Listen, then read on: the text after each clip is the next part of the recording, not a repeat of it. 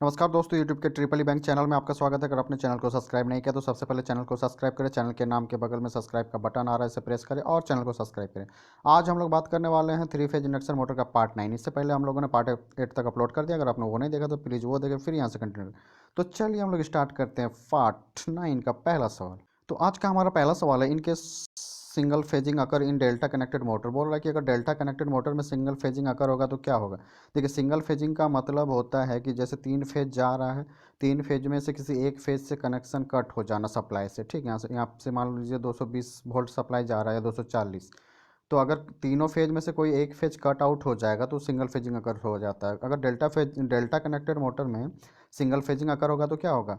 तो इसमें क्या होगा, one phase will be seriously overloaded and two other phases will be slightly overloaded. मतलब एक फेज है जो वो सीरियसली ओवरलोडेड हो जाएगा, मतलब बहुत ज़्यादा हैवी करंट फ्लो होने लगेगा। और दो दो फेज जो है उसमें से थोड़ा सा कम करंट फ्लो होगा, लेकिन उसमें भी ज़्यादा ही फ्लो होगा लेकिन थोड़ा सा कम एज कम्पेयर टू जिस फेज में सीरियसली ओवरलोडेड हुआ है। ठीक, तो हमारा आंसर हो जाएगा 190 का ए।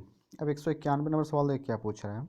If single phasing occur when the motor is running it should be not be loaded beyond. अगर हम लोग का सिंगल फेजिंग होता है मगर एक 3 फेज में से कोई एक फेज कट आउट हो जाता है तो उस कंडीशन में हम लोग मोटर में 50% तक ही लोड दे सकते हैं, उससे ज़्यादा नहीं दे सकते हैं। ठीक, तो हमारा आंसर हो जाएगा कि 50% रेटेड लोड। ठीक, कि हम लोग उसका लोड 50% से ज़्यादा नहीं कर सकते। बोल रहा है कि सिंगल फेजिंग अगर हो जाएगा तो हम लोग लोड को कितना ज़्यादा नहीं कर सकते, 50% से ज़्यादा नहीं कर सकते रेटेड लोड से। तो 191 का आंसर हो जाएगा सी। 192 सवाल देखिए, क्या पूछ रहा था। Over heating of N induction motor में भी ड्यू टू।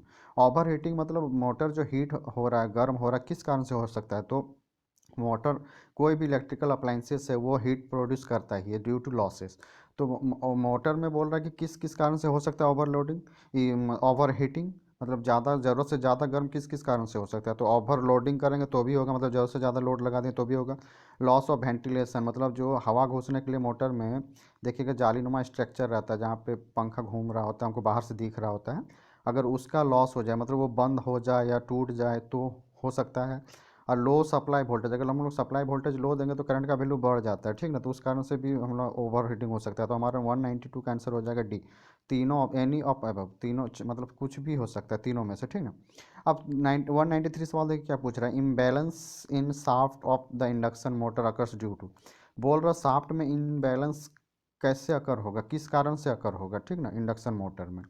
तो 193 का आंसर हो जाएगा हमारा over heating of the winding. Winding अगर ओवर हीटिंग होगा तो शाफ्ट में इम्बैलेंस होगा नहीं, मतलब शाफ्ट टेढ़ा उड़ा घूमने लगेगा। ठीक ना, तो उसी को बोलते हैं इनबैलेंस। मतलब देखिए, शाफ्ट जब घूम रहा होता है तो वो एक ही लाइन में घूमेगा। ठीक ना, मतलब कभी ऊपर कभी नीचे हिलना नहीं चाहिए, मतलब टेढ़ा टेढ़ा नहीं घूमना चाहिए। तो क्या बोलते हैं, तो वो टेढ़ा टेढ़ा घूम रहा है, उसका क्या रीज़न हो सकता है। तो उसका रीज़न हो सकता है कि जो हमारा रोटर लगा हुआ है यहाँ पे ऊपर में स्टेटर होता है। अगर रोटर और स्टेटर के बीच अगर एयर गैप सेम ना रहे, मतलब यूनिफॉर्म एयर गैप ना रहे, तो ऐसा हो सकता है कि शाफ्ट थोड़ा बहुत हिलेगा और घूमते वक्त भी थोड़ा बहुत स्लाइटली टेढ़ा स्क्यू टाइप का दिखेगा। ठीक ना, मतलब बाहर में जो शाफ्ट लगा रहता है वो घूमेगा ना, तो टेढ़ा टेढ़ा थोड़ा दिखाई देगा। तो वो किस कारण से हो सकता है, अगर हमारा एयर गैप यूनिफॉर्म ना हो मोटर का। ठीक ना, मतलब मोटर और रोटर, स्टेटर और रोटर के बीच जो एयर गैप रहता है वो यूनिफॉर्म अगर नहीं है, मतलब एक समान नहीं है चारों तरफ, तो ऐसा हो सकता है। ठीक, तो 193 का आंसर हो जाएगा बी। तो 194 सवाल देखिए, क्या पूछ रहा था। Reversing of three phase AC motor achieve by. बोल रहा थ्री फेज इंडक्शन मोटर जो हमारा एसी मोटर है उसको हम लोग रिवर्स डायरेक्शन में कैसे घुमा सकते हैं। मान लीजिए इस डायरेक्शन में पहले घूम रहा था शाफ्ट, अब इसको हम लोग इस डायरेक्शन में घुमाना है। तो हम लोग क्या कर सकते हैं, एसी मोटर में सप्लाई जैसे आर वाई बी जा रहा था तो हम लोग अगर वाई बी, मान लीजिए वाई आर और बी कर दें, तो अगर हम लोग सप्लाई को इंटरचेंज करेंगे ना तो हमारा मोटर अपोजिट डायरेक्शन में घूमने लगेगा। मतलब पहले अगर इधर घूम रहा था तो इधर घूमने लगेगा, खाली इसका कनेक्शन को इधर कर देंगे और यहाँ से जो कनेक्शन आ रहा था इधर कर देंगे। ठीक है, बाकी इसको ऐसे ही रखेंगे तो हमारा इंटरचेंज हो जाएगा रोटेशन। ठीक, तो हमारा 194 का सवाल पूछ रहा था कि मोटर को कैसे हम लोग रिवर्स डायरेक्शन में रोटेट करवा सकते हैं एसी मोटर को। तो 194 का सवाल हो जाएगा interchanging any two of the supply lines, तो आंसर हो जाएगा डी। ठीक, 195 सवाल देखिए, क्या पूछा। विच of the following is not determined by the circle diagram. तो सर्किल डायग्राम के द्वारा हम लोग क्या डिटरमाइन करते हैं, तो हम लोग एफिशिएंसी जो है सर्किल डायग्राम के द्वारा फाइंड आउट करते हैं, पावर फैक्टर फाइंड आउट करते हैं, फ्रीक्वेंसी नहीं फाइंड आउट करते हैं, ठीक, और आउटपुट फाइंड आउट करते हैं। मतलब ये फाइंड आउट करते हैं, लेकिन हम लोग frequency find out circle diagram के द्वारा नहीं कर सकते। ये सर्किल डायग्राम होता है, इसमें क्या होता है, हमारा स्टेटर का लॉस, रोटर का लॉस, ये सारा चीज़ हम लोग फाइंड आउट करते हैं, ठीक ना। और तो हम लोग इसमें हमारा 195 का आंसर हो जाएगा सी, कि हम लोग frequency find out circle diagram के द्वारा नहीं करते हैं। उसके बाद 196 सवाल देखिए क्या पूछ रहे हैं, what is the advantage of the slip ring induction motor over the square cage induction motor. तो स्लिप रिंग इंडक्शन मोटर का एडवांटेज ये होता है कि इसका टॉर्क हाई होता है, ठीक है, और इसको हम लोग रेजिस्टेंस लगा के इसका स्पीड को कंट्रोल कर सकते हैं, स्टार्टिंग करंट को कंट्रोल कर सकते हैं, क्योंकि ये हमारा जो स्लिप रिंग मोटर है उसमें रोटर में क्या वायर लगा रहता है, तो वायर से रेजिस्टेंस बाहर की ओर लगाने में आसानी होता है as compare to square cage. तो हाई टॉर्क प्रोवाइड हो जाता है, करंट लिमिट हो जाता है रेजिस्टेंस लगाने से, ठीक। तो ऑप्शन देख लेते हैं क्या क्या दिया हुआ हमारा। It has high power factor, it can be started with the help of rotor resistance, it is suitable for higher speed. उसके बाद चौथा नंबर सवाल देख रहे हैं, ऑप्शन देख, it can be started with the help of rotor resistance, it can be started with the help of rotor. तो देखिए दोनों ऑप्शन एक ही दे दिया है, तो हमारा आंसर क्या हो जाएगा 196 का, या तो बी या तो डी, दोनों हो जाएगा, ठीक है, मतलब दोनों सही है।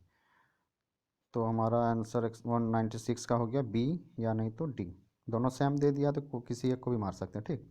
लेकिन यहाँ पे थोड़ा मिसप्रिंट हुआ होगा, रोटर यहाँ भी रोटर, हाँ सेम ही तो है। 197 का सवाल देखिए क्या पूछा, what is the advantage of starting slip ring induction motor with the help of rotor resistance as compare to other method. अगर रोटर रेजिस्टेंस से हम लोग स्टार्टिंग में करते हैं, स्टार्टर का क्या काम होता है, स्टार्टिंग करना, स्टार्टिंग क्यों, स्टार्टर का काम होता है कि स्टार्टिंग में करंट को लिमिट करना, ठीक। तो रेजिस्टेंस लगा के हम लोग करंट को लिमिट करते हैं, तो हमारा बोल रहा है कि इसका और क्या एडवांटेज होता है, तो ये क्या करता है, टॉर्क को भी इंक्रीज कर देता है।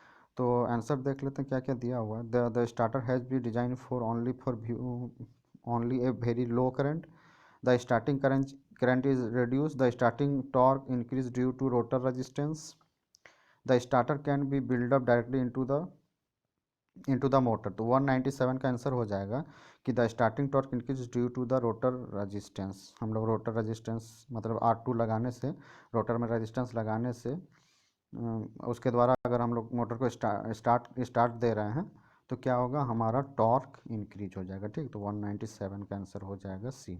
198 सवाल देखिए क्या पूछ रहा है, what is the advantage of double square cage as compare to the round bar rotor cage.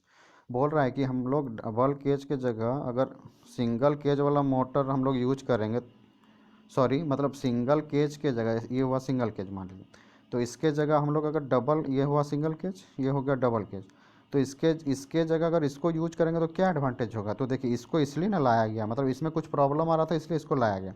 इसमें क्या प्रॉब्लम आ रहा था कि स्टार्टिंग में करंट लिमिट नहीं हो पा रहा था, तो जिसके कारण से मोटर जलने का चांस बढ़ जा रहा था, तो इस कारण से इस रोटर को लाया गया, जो क्या करेगा, ये वाला जो अपर पार्ट है, अपर केज जो है, इसका रेजिस्टेंस हाई होता है और एक्स लो होता है। ये बार बार ये आता है, सवाल में पूछा भी जाता है, तो याद कर लीजिएगा। तो स्टार्टिंग में करंट को लिमिट भी कर देता है ये, ठीक ना, तो इसीलिए इसको लाया गया, और जिस कारण से टॉर्क भी बढ़ता है।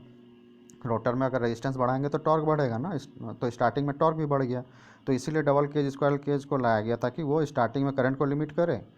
तो आंसर देखिए क्या दिया, what is the advantage of double cage. तो the slip of the motor is large, the efficiency of the motor, the starting current of the motor is lower. तो हमारा 198 का क्या हो जाएगा कि starting current of the motor is lower हो जाएगा, तो 198 का आंसर हो जाएगा सी, ठीक। 199 सवाल देखिए क्या पूछ रहा है, synchronous speed is defined as, synchronous speed को हम लोग कैसे डिफाइन करते हैं, the speed of the synchronous motor, the nature of the. तो देखिए सिंक्रोनस स्पीड जो होता है उसको हम लोग डिफाइन करते हैं स्टेटर का स्पीड से, स्टेटर का मैग्नेटिक फील्ड जो होता है उसका स्पीड कितना है उसी को सिंक्रोनस स्पीड कहते हैं। तो देखिए आंसर में क्या, the speed of the rotor in the induction motor, rotor का स्पीड को तो NR बोलते हैं, the speed of the induction motor at no load. तो जो हमारा इंडक्शन मोटर का 199 का आंसर क्या हो जाएगा, the natural speed at which the magnetic field rotates, ठीक। मतलब जिस स्पीड से मैग्नेटिक फील्ड रोटेट करता है उसको हम लोग सिंक्रोनस स्पीड कहते हैं। स्टेटर में क्या होता है, मैग्नेटिक फील्ड आता है और जो रोटेट करता है उसी को हम लोग सिंक्रोनस स्पीड कहते हैं। तो 199 का आंसर हो जाएगा बी। 200 का सवाल देखिए क्या पूछ रहा था, speed of three phase cage rotor induction motor depends on. बोल रहा है कि जो केज रोटर होता है उसका स्पीड किस पे डिपेंड करता है, number of pole, input voltage, frequency of supply, number of pole and frequency of the supply. तो जो हमारा डबल केज स्क्वायर केज, जो हमारा केज वाला रोटर होता है जिसमें पिंजरा होता है जहाँ बार लगा होता है, तो उसमें सिर्फ हम लोग स्पीड कंट्रोल स्टार्टर के हेल्प मतलब स्टेटर वाला के साइड से ही कर सकते हैं। मतलब स्लिप रिंग इंडक्शन मोटर में हम स्टेटर साइड से भी स्पीड कंट्रोल कर सकते हैं और रोटर साइड से भी कर सकते हैं। लेकिन स्क्वायरल केज में क्या होता है, पिंजरा होता है, वायर वायर रहता नहीं, तो रोटर साइड से नहीं कर सकते हम लोग स्क्वायरल केज में। तो ओनली स्टेटर साइड से करेंगे, और स्टेटर साइड से स्पीड कंट्रोल का मेथड होता है एनएस को अगर हम लोग कंट्रोल करेंगे तो उसी से हमारा स्पीड कंट्रोल होगा। तो इसका फॉर्मूला होता है 120F/P। तो पोल से भी कर सकते हैं, फ्रीक्वेंसी भी से भी कर सकते हैं। तो एनएस अगर स्पीड कंट्रोल होगा तो हमारा मोटर का स्पीड कंट्रोल हो जाएगा, ठीक है। तो हमारा हो जाएगा number of pole and frequency of the supply. तो 200 का आंसर हो जाएगा हमारा डी। अब 201 नंबर सवाल है, क्या पूछ रहा है, विच of the following statement about the working of स्वराज्य मोटर इज इनकरेक्ट। बोल रहा है कि स्वराज्य मोटर के बारे में कौन सा स्टेटमेंट गलत है। Fan injected EMF boost the secondary induced. तो स्वराज्य मोटर में देखिए 3 बाइंडिंग होता है, ठीक ना। एक होता है रोटर में 2 बाइंडिंग होगा, ठीक, और एक स्टेटर में 1 बाइंडिंग होगा, ठीक। तो 3 बाइंडिंग होगा। रोटर में हम लोग सप्लाई देते हैं स्वराज्य मोटर में, ठीक, और इसके बारे में डिस्कस भी किए हैं शायद 2 वीडियो पहले। तो अगर कंटिन्यू देख रहे हैं तो आपको प्रॉब्लम नहीं होगा। तो जहाँ पे हम लोग सप्लाई देते हैं उसको हम लोग प्राइमरी बाइंडिंग बोलते हैं, ठीक, चाहे रोटर में दो या स्टेटर में दो, कहीं भी सप्लाई दे रहे हैं तो वो प्राइमरी बाइंडिंग होता है। जो स्टेटर में बाइंडिंग रहता है उसको सेकेंडरी बोलते हैं, और जो रोटर के ऊपर एक बाइंडिंग रहता है एक्सटर्नल बाइंडिंग, तो उसको हम लोग टर्शियरी बाइंडिंग बोलते हैं, ठीक। तो ये 3 बाइंडिंग हो गया। तो स्वराज्य मोटर में बोल रहा है कि कौन सा स्टेटमेंट गलत है, when injected EMF boost the secondary induced EMF the motor run at super synchronous speed. उसका सवाल ऑप्शन बी बोल रहा है as the 2 brushes of a set are opened. बोल रहा है कि 2 ब्रश अगर सेट ओपन हो जाए, that is their distance from each other is increase, magnitude of the EMF between them is decrease. बोल रहा है कि अगर दोनों ब्रश हमारा अगर ओपन, हमारा सेट और ओपन दोनों ब्रश अगर ओपन हो जाए तो उसके बीच का डिस्टेंस बढ़ जाता है, ऐसा नहीं होता है, ठीक है। दोनों ब्रश जो ऊपर में लगा रहता है मतलब सेकेंडरी बाइंडिंग में, तो उसका अगर ब्रश ओपन होगा ना तो दोनों के बीच डिस्टेंस नहीं बढ़ता और ईएमएफ का मैग्नीट्यूड भी नहीं घटता है। तो ये स्टेटमेंट हमारा गलत है। तो 201 का आंसर हो जाएगा बी।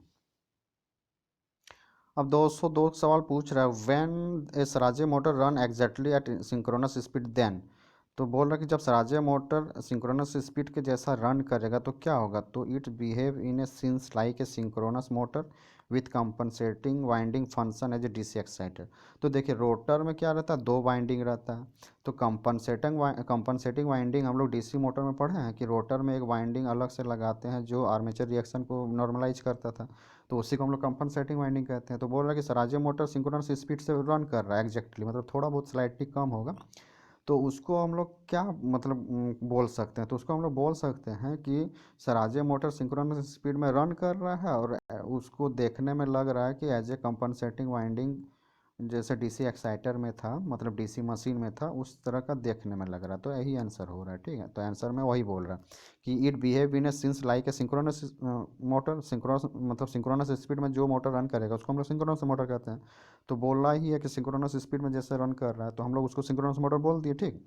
और विथ कंपनसेटिंग वाइंडिंग, क्योंकि रोटर में एक बाइंडिंग लगा हुआ है, तो जो डीसी मोटर में एक कम बाइंडिंग लगाते थे रिएक्शन को कम करने के लिए, वैसा ही दिख रहा है। तो हम लोग कह सकते हैं कि कंपनसेटिंग वाइंडिंग के जैसा दिख रहा है, ठीक ना, एज ए डीसी एक्साइटर। तो 202 का आंसर हो जाएगा हमारा डी। अब 203 नंबर सवाल क्या पूछ रहा है, under average service condition motor bearing में भी सेफली ऑपरेटेड एट टेम्परेचर। बोल रहा मोटर में जो हम लोग बेरिंग लगाए हुए हैं, मतलब शाफ्ट और स्टेटर का जो फ्रेम है उसके बीच में हम लोग एक बेरिंग लगाते हैं, ठीक। तो वो बेरिंग कितना हीट को सह सकता है। तो हमारा जो मतलब कितना हीट को सह सकता है, उससे ज़्यादा नहीं सहेगा। तो हमारा आंसर हो जाएगा, जो मोटर होता है उसका बेरिंग जो है ना 95 डिग्री टेम्परेचर को सह सकता है, उससे ज़्यादा नहीं सह सकता है, ठीक। 95 डिग्री टेम्परेचर समझ रहे कितना ज़्यादा हीटअप हो जाएगा। हम लोग लगभग हम लोग का अगर टेम्परेचर हमारा अर्थ का 41 30 40 हो जाता है तो हम लोग रह नहीं पाते, नहाने लगते हैं 10-15 बार, इतना गर्मी होता है। तो सोचिए वो कितना गर्म तक सह लेगा, ठीक ना। आप देखिए 204 नंबर सवाल क्या पूछा, विच of the following statement is correct regarding A 3 phase. तो हमारा उसका 203 का सी हो गया, ठीक है। विच of the following statement is correct regarding A 3 phase motor. बोल रहा है कौन सा स्टेटमेंट 3 फेज मोटर के बारे में सही है।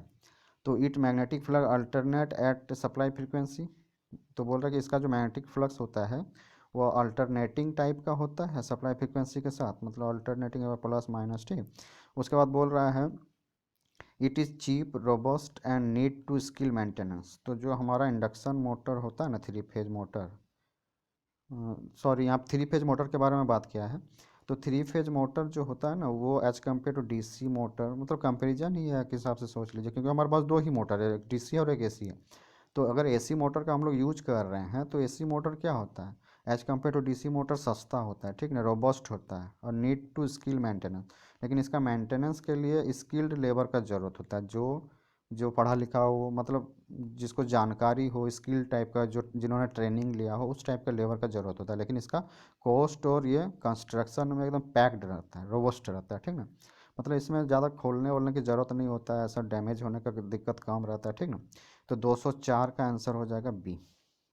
अब 205 नंबर सवाल है, क्या पूछ रहा है, the most important factor in motor maintenance is keep to. बोल रहा है कि मोटर का मेंटेनेंस में सबसे ज़्यादा इंपॉर्टेंट चीज़ हमको क्या ध्यान में रखना चाहिए, ठीक। तो it clean and free from foreign material. तो देखिए मोटर हम लोग जहाँ भी लगाएंगे, तो और ऑप्शन देख लेते हैं क्या क्या दिया हुआ है। Checking its insulation, regular check the line voltage, regular check of its lubricant. तो देखिए जब भी इलेक्ट्रिकल कंपोनेंट्स को कहीं भी लगाएंगे ना, तो उसका एरिया जो है ना वो साफ़ सुथरा तो ज़रूर होना चाहिए। तो उससे क्या होगा, मोटर का किसी भी अप्लाइंसेस का लाइफ बढ़ जाता है। और उसके बाद और अगर डस्ट वगैरह आने से क्या होता है ना, जो अप्लाइंसेस है वो हीट को एब्जॉर्ब करके रखना चालू कर देता है। मतलब हम लोग का कोई भी अप्लाइंसेस हो वो हीट को बाहर निकाल देना चाहिए, मतलब जैसे ही हीट अप हो रहा है वो वायुमंडल में चला जाना चाहिए। इसलिए हम लोग देखिएगा कभी कभी आईसी वगैरह में देखिएगा बड़ा बड़ा स्टील का कवर लगाया जाता है, वो क्या करता है हीट को एब्जॉर्ब करता है और हीट को मतलब इन्वायरमेंट में डाल देता है।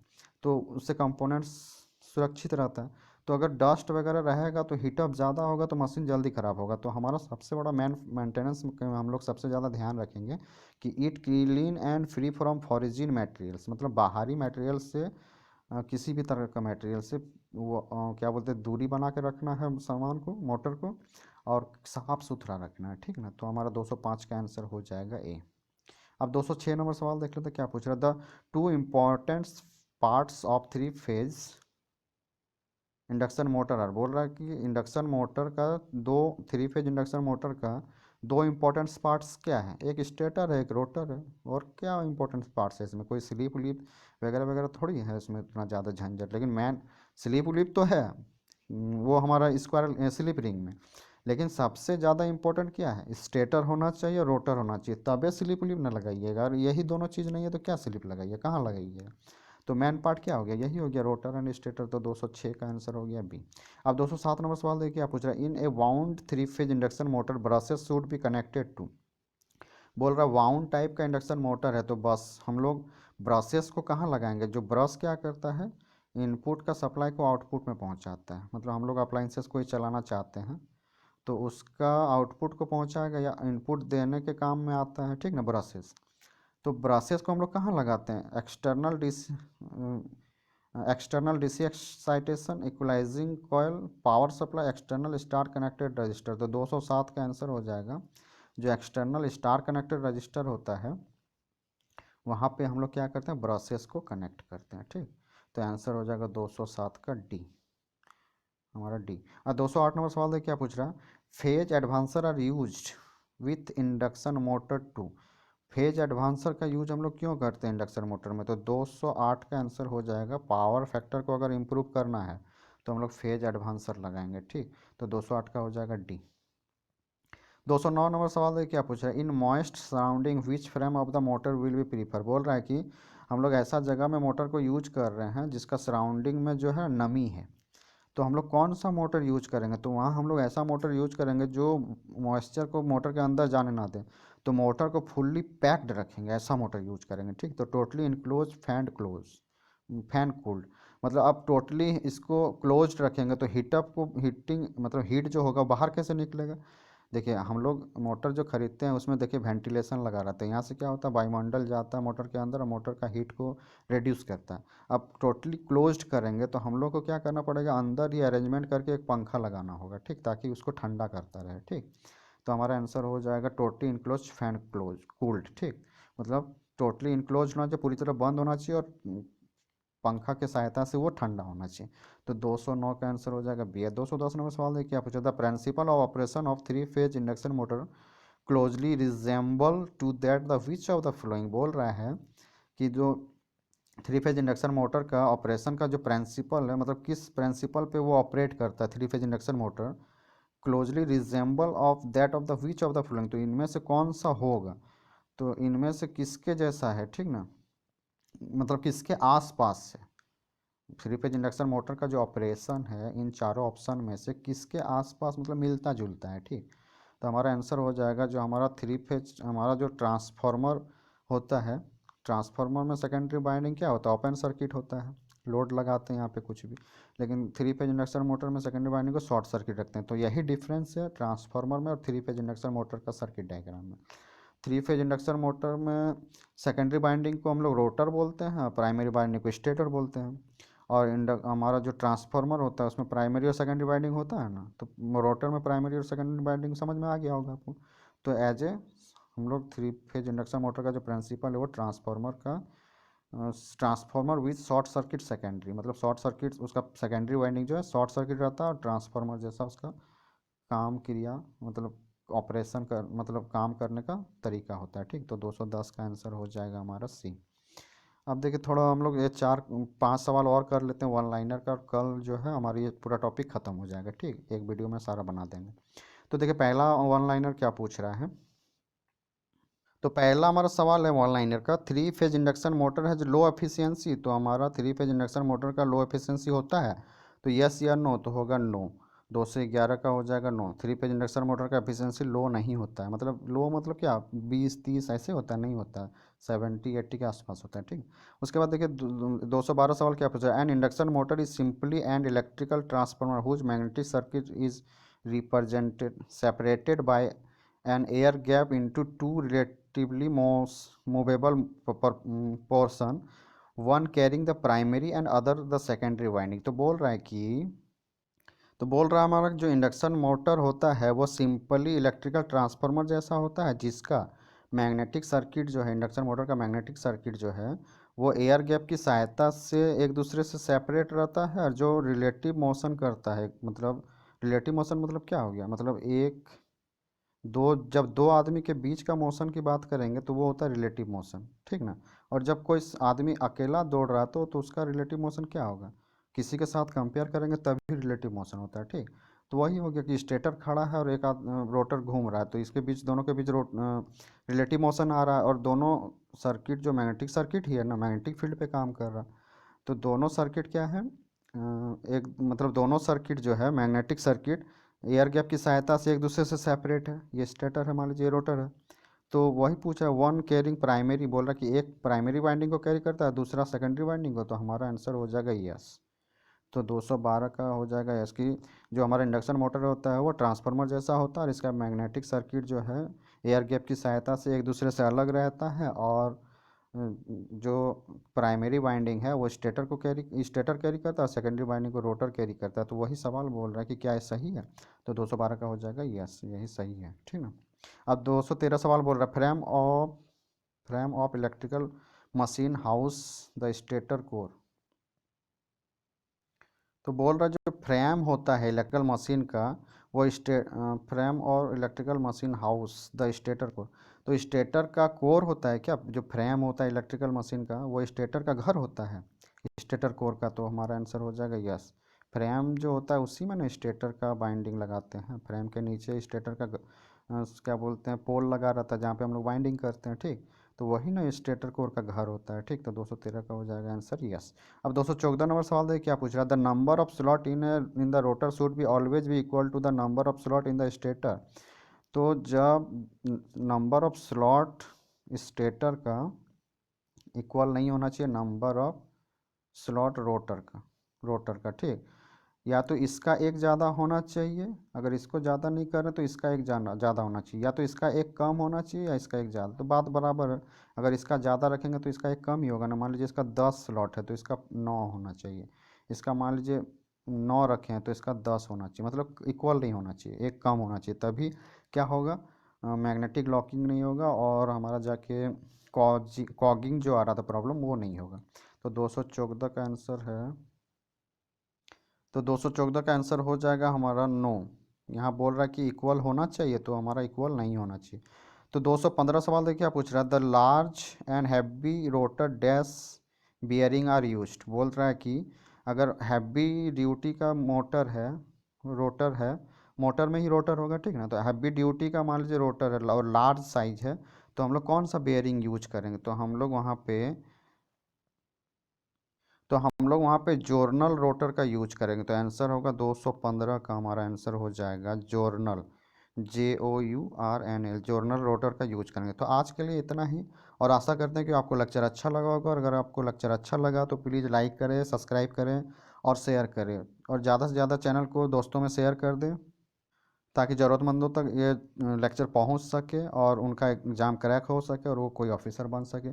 तो थैंक्स फॉर वाचिंग। अगर आपने चैनल को सब्सक्राइब नहीं किया तो प्लीज़ प्लीज़ प्लीज़ चैनल को सब्सक्राइब कर दे। Thanks for watching. और यूट्यूब पे ट्रिपल ई बैंक सर्च करें, आपको चैनल तुरंत ही मिल जाएगा, और सब्सक्राइब कर दे। Thanks for watching.